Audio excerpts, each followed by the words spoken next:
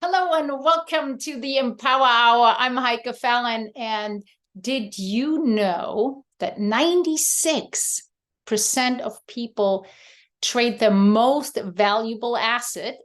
You know what it is? Time for money. Yes, your most valuable asset is time in life. Time you can't get again. Whatever time happened is gone. You cannot redo. You can only learn from it, but you can't redo time. We only have a certain amount of time available for us. So how do you really want to spend it? How do you spend your life? What do you want to do with it? Is it a 9-to-5 job, being unhappy, and you've been thinking about quitting because but you don't really know what to do and how to get started? And see online businesses, for example, you don't know really how. Well, we're going to cover that today. Now, it's not easy to quit your job and figure out what to do and how to do it, but I have a really fantastic guest today. His name is Jimmi Bradbury. He's going to talk to me about all that, how to get started, what's important, what kind of mindset we have to adopt when it's hard, how do we sustain. So I'm super excited for today. You said 96% of people trade their time. It's their most valuable asset for money. And you used to do that and you shifted out of it. And I'm so excited to hear your journey and how you did it. Good. Well, thank you very much, Heike.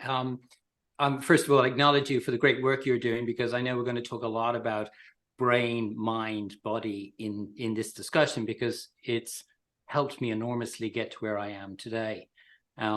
Like if you don't know my story, I started in the 9-to-5 job when I left college back in the 80s. I grew up in Ireland, and I worked my way up through the organization in the company that I was working in, and got to the very top. I got to the main board, and we floated the company in 2007 on the London stock market, and I was on the main board.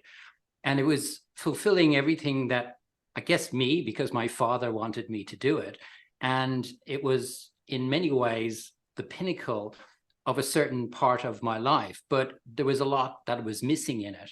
And in 2011, I gave it all up. I actually walked into our CEO of a publicly listed company on the London stock market and actually told him I was resigning.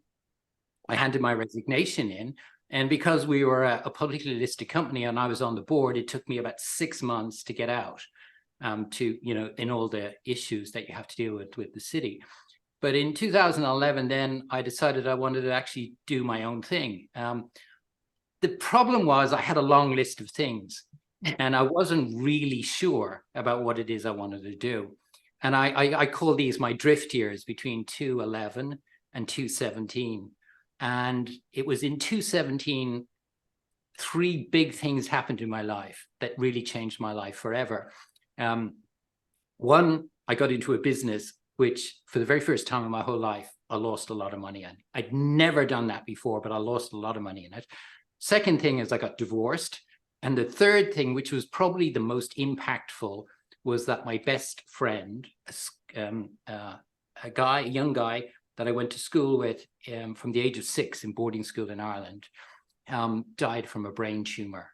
And he was somebody that I'd known from 6 years of age. We went through school together. We went through college together.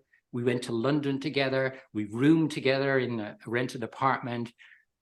We worked together in a company, and it made me realize that there are things more important than perhaps just going through a process that has been set for us in life. Go to school, go to college, get a job, work your way up through the organization. And when he died from that brain tumor, he gave me this phrase that I'm sure you're familiar with. I think a lot of people are familiar with it, but it really came home to me, called mortality motivation. We should be all motivated by the fact that we're all mortal. One day it'll be over. And if you don't make the most of it, then you're going to miss out. And it was at that time I got into personal development, and I started really kind of going deep on it and got into certain groups of, which we've been in together, masterminds, and began to see how it is we could share our knowledge and experience and be able to package it in a way and leverage technology to be able to help people all around the world. And really my mess, which was that 9 to 5, and getting into businesses I owned, which I was all the time trading my time for money, whether it was, that 9-to-5 job or in a restaurant that didn't go well, or a publication or a consultancy business. I was still trading my time for money, the fee, the paycheck, and the salary. And then I saw this opportunity. You could share what you already knew, package it in a way, leverage off of the internet, and be able to share it with the world. And my life just changed forever. And people were asking me how I did it. So I started helping them and them, getting businesses started online. And then, for me, that's probably the most happiest part of my life, is helping other people do it. So that's kind of a quick run through my story. Yeah, I own one of your courses because they're fantastic. You're really good in structuring and breaking it down really step by step, and I love it. But what is it that getting out of the 9-to-5 and actually having this freedom and now what is it that really like where you feel like, oh my God, this is why this is so much more rewarding? Yeah, I think it's a thing that is common for a lot of people. I think they know they want to do something else in their life. And it's really having that huge desire to do it. And a lot of people, whether they're in a business or in a job or in a relationship, get stuck because whilst it's a painful experience, the job that you don't really like, but you have to do it because you want to pay the bills, or the relationship you're in, that pain is not as strong as the fear. So when that fear is something that kind of is really mastering what it is you do every day, then you're always going to get stuck there. So you have to elevate that pain, that it's so great that you get out beyond the fear of doing something. And when you do that, I believe then things begin to change. That's always going to root down in your why. My why was, I have a limited time in this life. Yeah. Do I really, Jimmy, want to spend it in a 9-to-5 job? Do I really? And the answer was, no, I didn't. I had lots of money because I was in a board position in a publicly listed company, but it just doesn't bring happiness necessarily. So my why became very, very strong. And that's how I was able to get beyond that fear, because the fear was there. What if I wasn't going to make any money? What if I was going to lose everything? What if my dad was going to be so disappointed? And he was. Yeah. What if I did something that my coworkers thought, and it happened, and it still happens today. Michael, what is Jimmy doing? He was in this beautiful position in our company, and now he's selling courses and programs and helping people build online businesses. And that was a fear. And I had to get beyond that, because beyond that is, how can you help other people?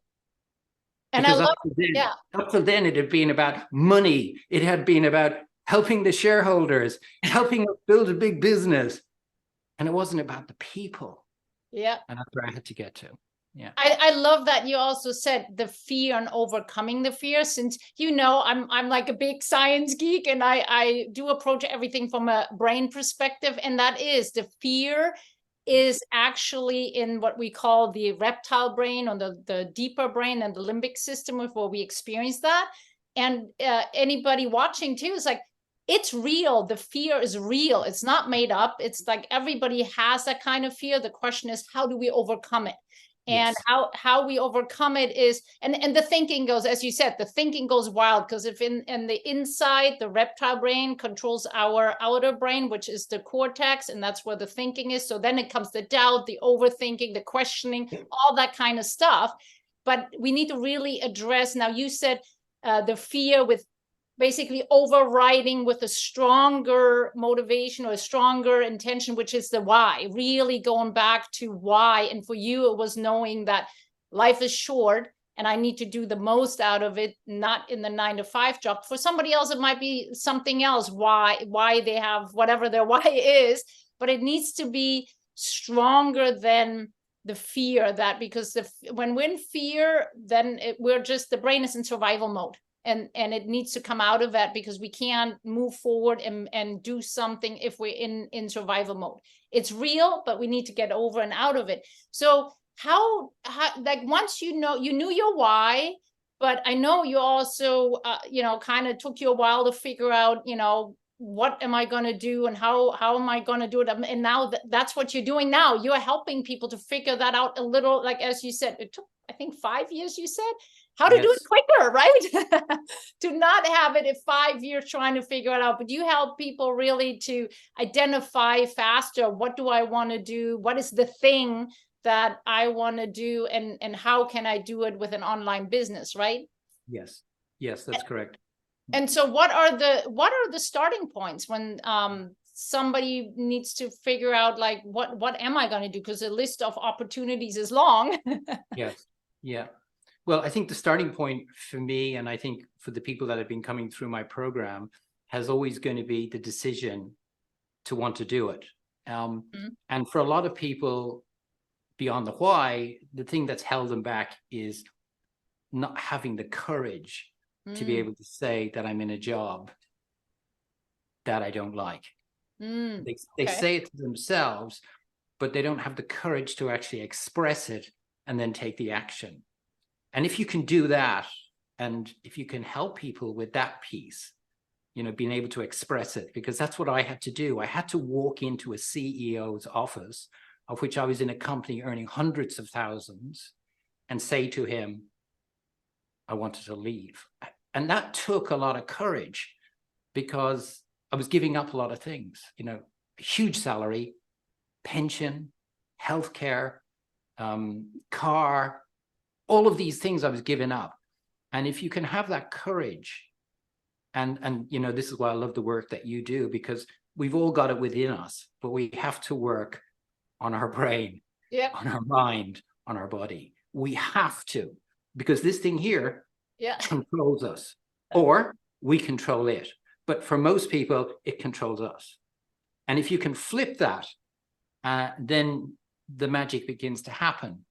And I understand how powerful it is, because if we've been conditioned from a very young age, like I was conditioned to go to school, to go to college, to get a job, work in that job for 40 hours a week, for 40 years, to at the end of it, collect 40% of my salary, called a pension.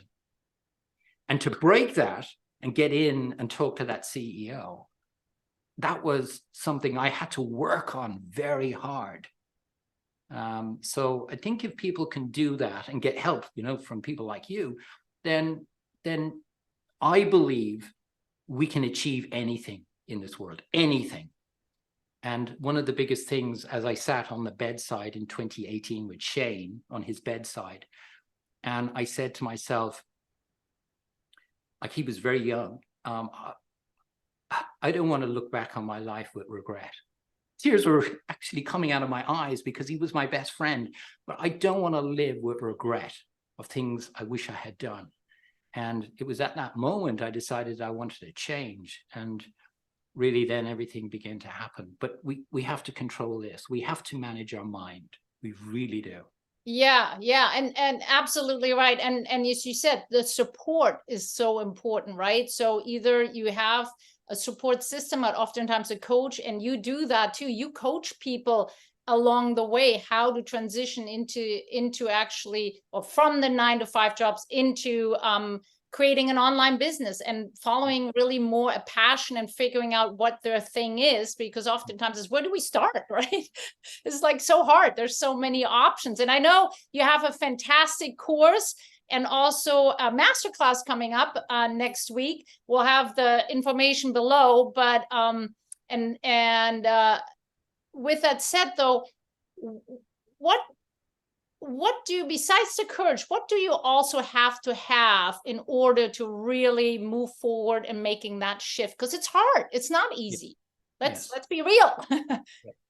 I do apologize. I didn't answer the second part of your question, which was really how do you find your thing? Really, it's about identifying something that you love doing. What is it you're really passionate about in life?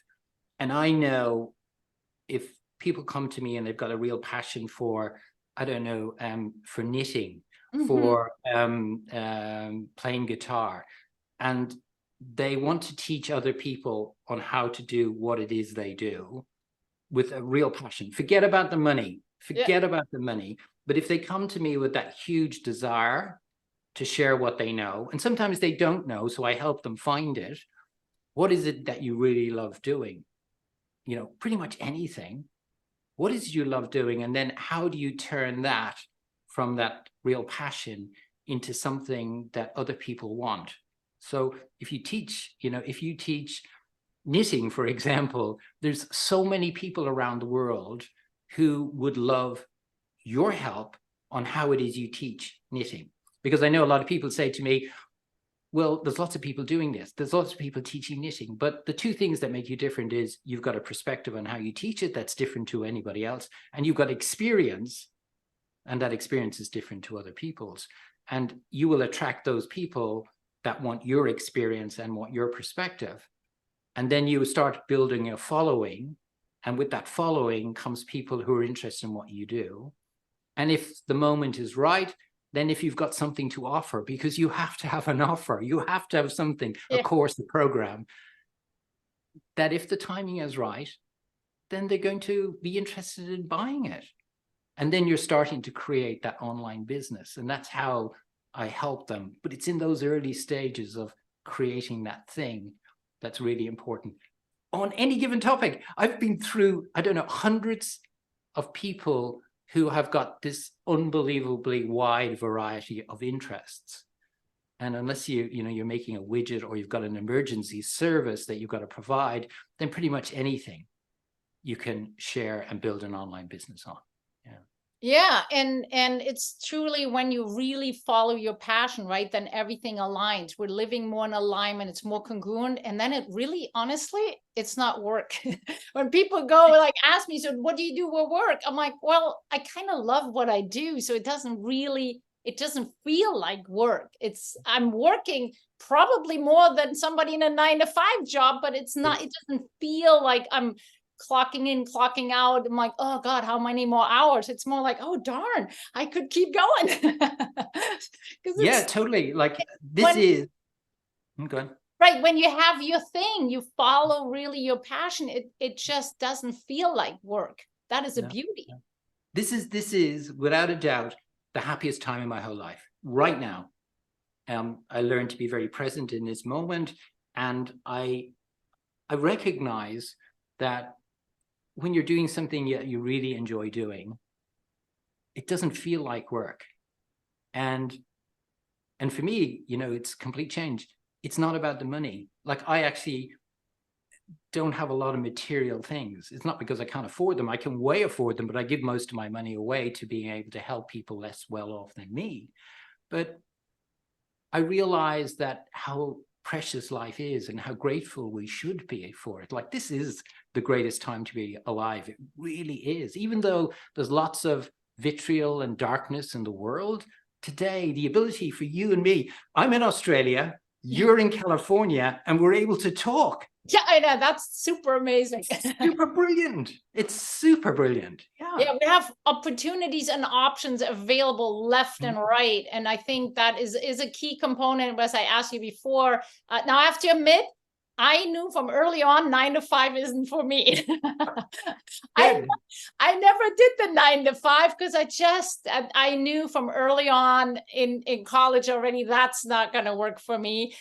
So I in that sense knew that. I had that clarity from early on, but it's still knowing, my husband is in a 9-to-5 job, and I have a lot of clients that I coach that are unhappy, and making that move is difficult, but also they get so much into the cycle, right? And you have experienced that, right? That cycle of forgetting to be grateful for something, because you just it turns into more like complaining, tired, burned out, stressed, and then it's hard to be positive and really bringing a little bit more mindfulness and gratitude in it when we're not feeling right in the place. And that affects our relationships. It affects everything else around as well. So it doesn't matter at that point, like you said, all the money, all the cars, all the extra, all the material stuff, if we're not happy, it affects so many other things. And as you know, health is a big thing that I integrate in there, because if you're not healthy and if you're unhappy, can't be healthy. It's part of our health as well. So lots of other injuries come from being stressed and not happy. Your back might hurt just because of that. There's nothing wrong with the back. It's just you're not happy, and there's not the well-being. And shifting out of that, as you said, you're the happiest person right now in your life because of you can do what you love, your passion, and that gives you even so much more by giving back, right? By coaching others. That is a big component as well for well-being. We want to be part of something bigger and give back as well in a way that is meaningful. So how is that when somebody, let's find, I'm going to use a knitting again, but so when the person knows, okay, that's my thing, right? How do I then figure out the moving on, like how do I bring it out there? How do I know who to reach? Like what are just a few steps to get started? Yeah. I think the most important thing is to be able to get that out of ourselves, get that thing, that desire, and start sharing it with people through content online. And we do live in an abundant world today. To be able to connect with people online, we've got, I think, 4.9 billion people now who are online. It really is an abundant. And start sharing that content to people, whether that content is in the form of written content by producing a blog or a newsletter or an article, or doing a video, or creating like a podcast. We have so many different modalities to be able to share content.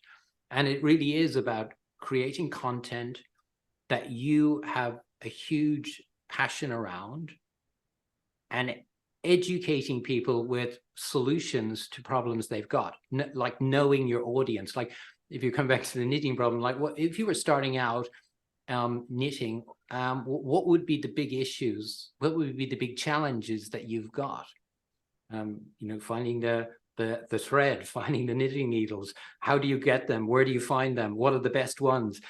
Helping people get started with what you already know, because we don't have to have huge amounts of experience. Me teaching people how to build online businesses, there's lots of people doing it, but there's people who are, every single day are 5 years back from where I am today when I started. And I wish I had somebody who was able to say, well, I see where you are now. Yep. Can you help me get there? And I was starting this back 4 years ago when I was a year into it. So you don't have to have lots and lots of experience. You just need to be that one step ahead of the person that you're helping. Yeah. And that's really, really important. And show them a path. So the path might be, what are you passionate about? Let's start creating content in those different modalities and putting it online. That's really the starting point. And educate people.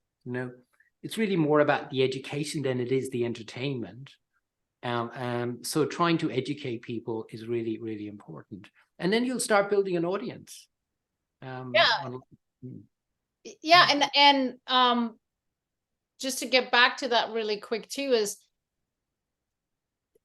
it's overwhelming almost. We have all this opportunity, right? But there's also so much out there that we're like, the issue is like, how do I find which one is the right one for me, and how to figure that out? And that's why I love what you do there, is you have a very, very structured and simple little steps. So oftentimes I've taken some other courses and they bombard you with a lot of stuff. And as a beginner in something, it's like too much, right? It's like when you learn a sport and tennis or something, and then you're already doing some very advanced stuff. It's hard to follow. But your courses, and as I've gone through one, is really, really simple steps, step by step, really explaining one component after another, and it actually builds up on top. And that we don't have to find our own path. There's lots of options like your courses where it's step by step and you just follow along. And that's what the beauty is of somebody like you who can identify that. That's I love that. So somebody coming to you saying, hey, I want to, knitting, and what do I need to do to break it down? What are the steps to do it? You got that all laid out in your course. Thank you. Thank you. I think, yeah, that's what people want, because the content to build online businesses is out there and people can get it for free, but having a quick, journey from A to B in a step-by-step process is really what people need, so that they don't have to spend lots of time trying to work it out themselves. Because sometimes we can get caught in this false sense of security. Well, it's all out there. I'll pull it together. And then the next thing they know, they're a year down the line, they still haven't moved any further. They've got lots and lots of content and lots of information on how to do it, but they haven't actually done it. Yeah. And it's actually starting that journey and taking that first step. And, picking up on your earlier point, Heike, I know we've all got lots of different things that we want to put out there, but it's just choosing one. And, I'm an example of this. When I started, I was teaching in a school in Australia, what I call my Young Entrepreneurs Academy. Now, I'm not a teacher. I don't have academic qualifications, but I do have life experience.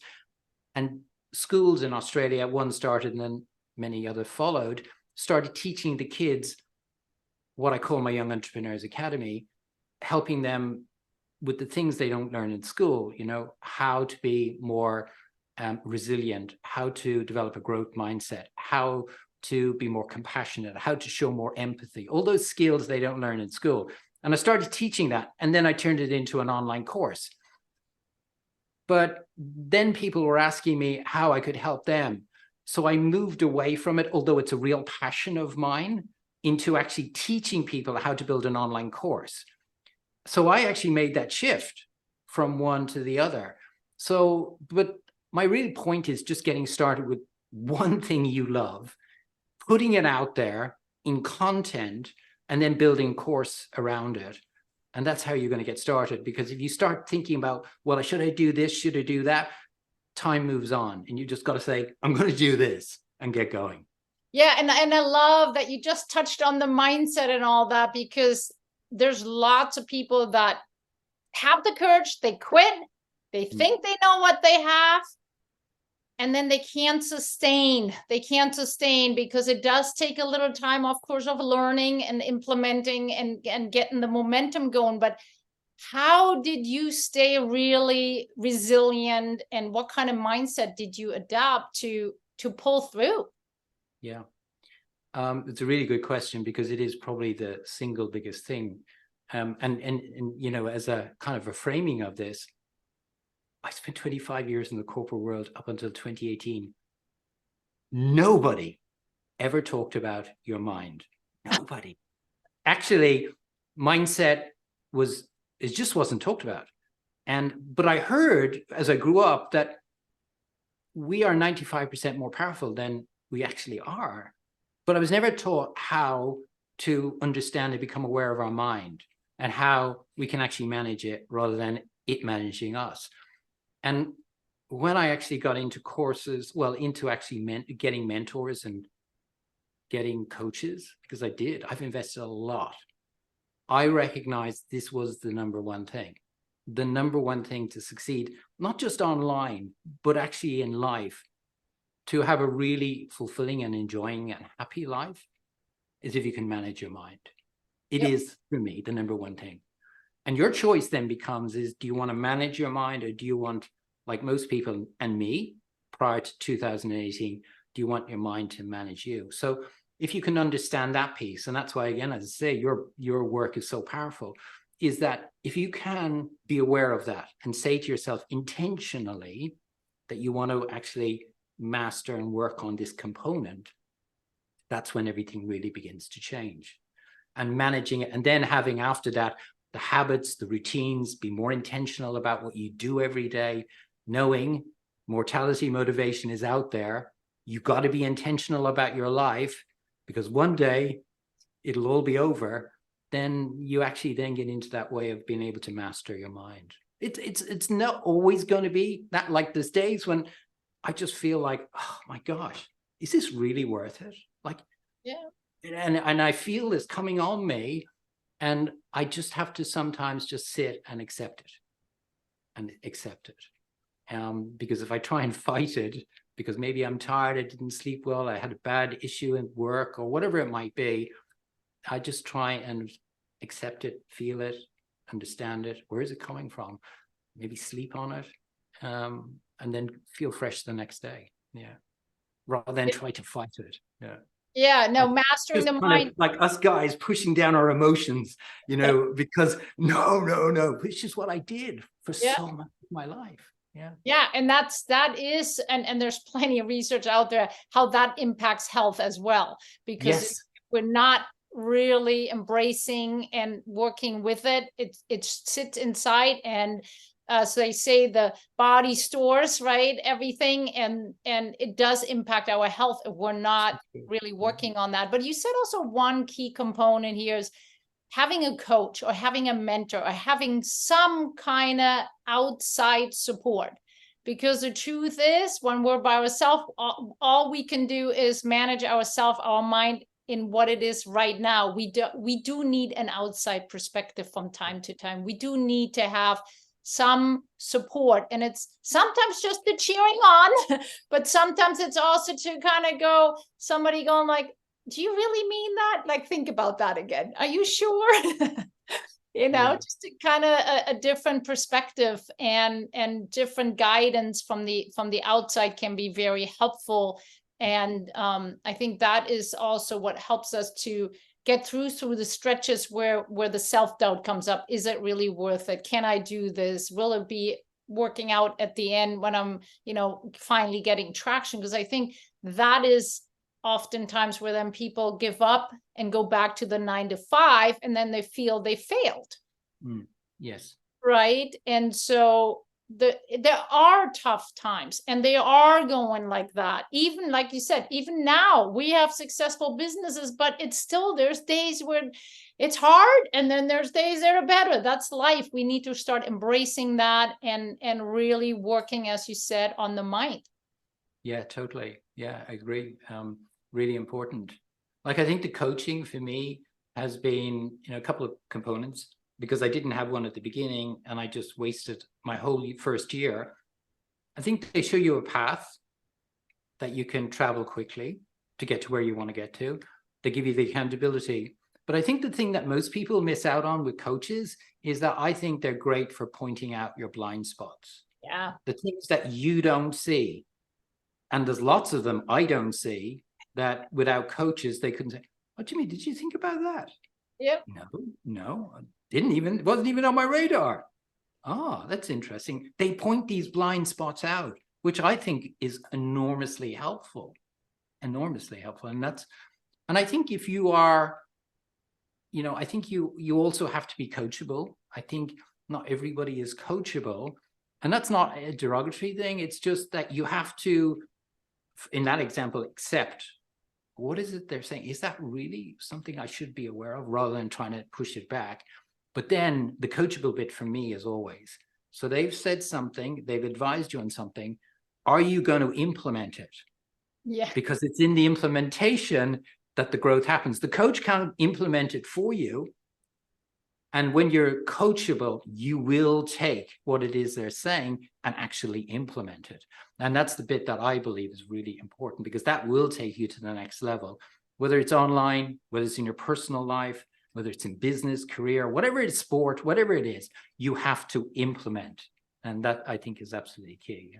Yeah, that's one component I love about your courses. There is a worksheet with it. So it's not just watching some video and that's it. Actually, step-by-step implementation and working on it, doing a little homework and executing. Very important is the implementation. Yes, very important. Because we do get caught with these doubts. Oh, I'll do it tomorrow. I'll do it next week. And next week doesn't happen, or tomorrow doesn't happen. You have to implement. Like, get on with it and take that first step, shoot that first video, whatever it is. Yeah. I think that's too also for if anybody watching that may have quit their job and they at that down point, right? Go back, and I've been there. I'm not gonna lie. I've been there where I'm like, oh man, this is frustrating. Okay, let's face it. How much did you really implement and take action in the most important steps in the last 4 weeks? Oh, I give myself a D. Well, let's get it back together on track by implementing and taking action on things that matter. And oftentimes is that we kind of slacked off, and it wasn't like things aren't working. We just didn't put the work in to implement. Yeah, I agree with you 100%. 100%. So yeah, so it's about sustaining by really creating a habit of implementing and moving forward. And that's about, your why. If your why is strong enough and it's really anchored in what you do, and you've been able to manage your mind, then you can move through those. It's when we let our mind manage us and our why isn't strong enough, then that becomes a little bit unsettling for us. And if we're not careful, then we move back to the old way of doing things with recognition that one day we'll do it. And we find that life moves on. Yeah, the why is definitely something, and especially people listening right now, that's something to really take extra time. It doesn't just, sometimes if you don't know your why, don't worry, you take a little time, schedule time, for example, or spend a little time really paying attention. What matters to you? What are your values? What do you want out of life? And really checking in and figuring out. Now, you had that kind of aha moment. I did myself, had an accident where I thought I would die. So that was kind of my aha. And where I went to is like, whoa, life is short. I almost was gone. But the people that didn't have those experiences, it might be a little harder to figure out what their why is, because it wasn't like a one-time event necessarily that struck them in that way. yes. And to figure out what their why is, what would you suggest to get started there? Well, I think you pointed out something that really was a point in my life that changed. But I look back now, and one of the big things, I don't use the word regret because I don't have any regrets in life, but it is a lesson that I want to pass on to people who want to move out of a 9-to-5 and get online, is that in my drive for moving up the ladder in the corporate 9-to-5 job, I missed out on a huge amount on my daughter's life when she was growing up. School, college, because I was working, I was in a job, more than 40 hours a week. And I missed out on a lot on that. And whilst it's a big lesson that I can't rectify, I work hard on my relationship with my daughter. I can't change what's happened in the past, but in the lessons I've learned, I can now help other people who are in that same position in a 9-to-5 job, that having an online business gives you more freedom than ever you could imagine to do the things you love to do. If you want to spend time with your daughter, if you want to spend time with your son, if you want to spend time with your partner, if you want to spend time with your friends, you've got that freedom to do it with an online business, which I never had in a 9-to-5. Never. Yeah, at the weekends. Yeah, but I was really tired. Yeah, 2 weeks holiday a year, maybe max 3 to 4. Yeah, I could spend it, but it took me about a week to recover and get into that way of, but for life, spending 4 weeks a year with your family, or 2 days maybe max at a weekend, that's not what life is about, really. It's not. And that is, I believe, I have one client who owns, just very quickly, she owns a private healthcare facility in America, and she's had it for 16 years. And she's seen, I think it's for palliative care. So it's, you go there in the last days of your life. She's interviewed pretty much all of them. Every single one of them, now 97% of them, their number one regret is they didn't spend enough time with their family. 97% of those people have a regret. They didn't, and that was me in terms of when I was in a job. And I want to pass that message on to people that that's not what life is about, not going through this grind. And now as the world is changing, it's accelerating that move to get online because you do have more freedom. So I think that's a really important thing in terms of my why. Why do I do this? I do this because I've learned a lesson that I want to share with other people, not to do the same thing. Don't do it. No. Time. How do you want to spend your time, right? That's right. So you've got to ask yourself that question. Ask yourself the question, how do I want to spend my time? Because there is only a certain amount of time available. Yeah.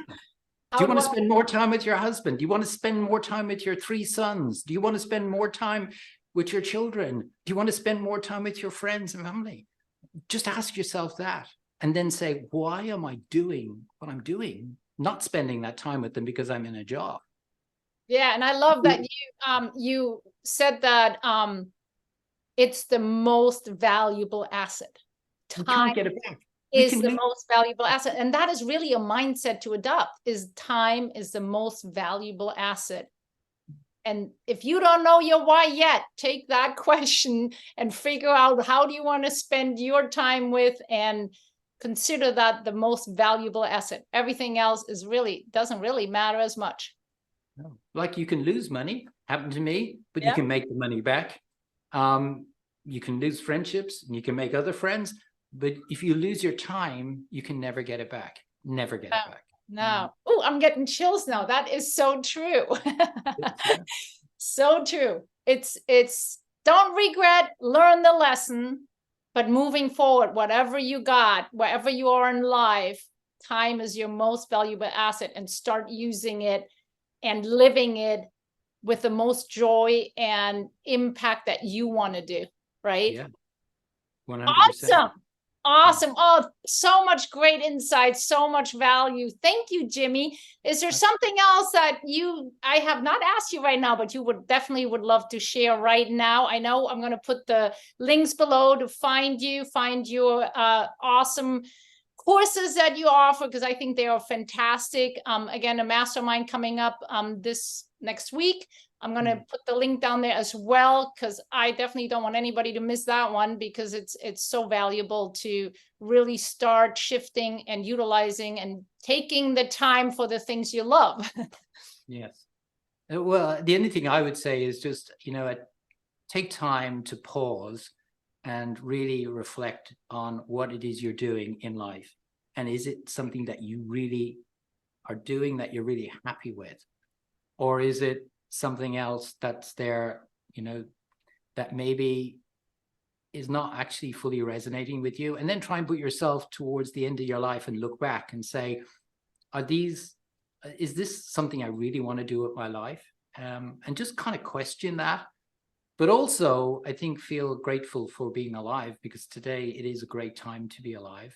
But it is important to do something that you're really happy doing, because I believe that's what that's what life is about. Yeah. It's just doing something you're really happy, and being happy within yourself. Most of life is, it's the answers are within us, but sometimes you need that time to pause and reflect and actually make sure, dial into yourself to see if you really, really are happy. Not have lots of money and not material things, but are you happy within yourself? Because if you're not, then they probably need to really question what it is you want to do in your life. Yeah. Never too late to get started. So never too late. Never too late. If you haven't started yet and gone full in, start today. Because it's never too late to get started on the journey of happiness and creating it, as I call it, creating your happiness. So this was another Empower Hour. Thank you, Jimmy. It was fantastic. Until the next one. Thank you very much, Heike.